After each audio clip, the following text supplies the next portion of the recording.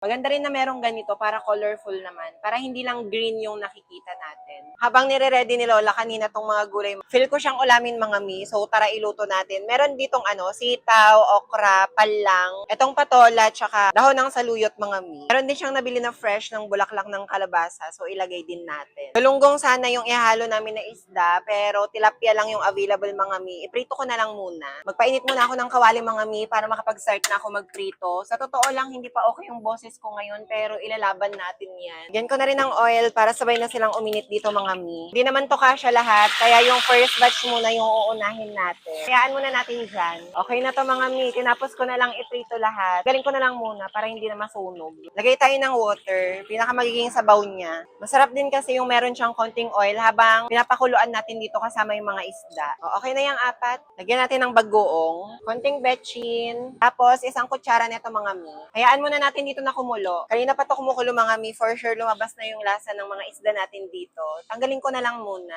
This time, lagay ko na tong mga gulay. Yung mga sitaw muna kasi ito yung medyo matigas. Mas matagal lumambot. Ayusin ko muna. Balik ko muna yung takip niya mga mi. Hayaan nating lumambot dyan yung mga sitaw. After 5 minutes mga mi, isunod ko na tong saluyot. Kasi kailangan di maluto ng maayos to para hindi siya magaspang. Balik ko muna to. Okay na yung saluyot natin mga mi. Lagay ko na tong patola natin. Sandalian na lang to kasi mabilis lang naman to maluto. Hindi rin okay kapag na-overcook. Mamaya ko na haluin, ipaibabaw ko lang muna. Lagay ko na rin tong bulaklak ng kalabasa natin. Maganda rin na merong ganito para colorful naman. Para hindi lang green yung nakikita natin. Takpan ko lang for the last time. Check na natin to mga mi. For sure okay na yan. Diba ang ganda? Okay na yan para hindi na ma-over. Nagmayat buyan na mini. Kitaom.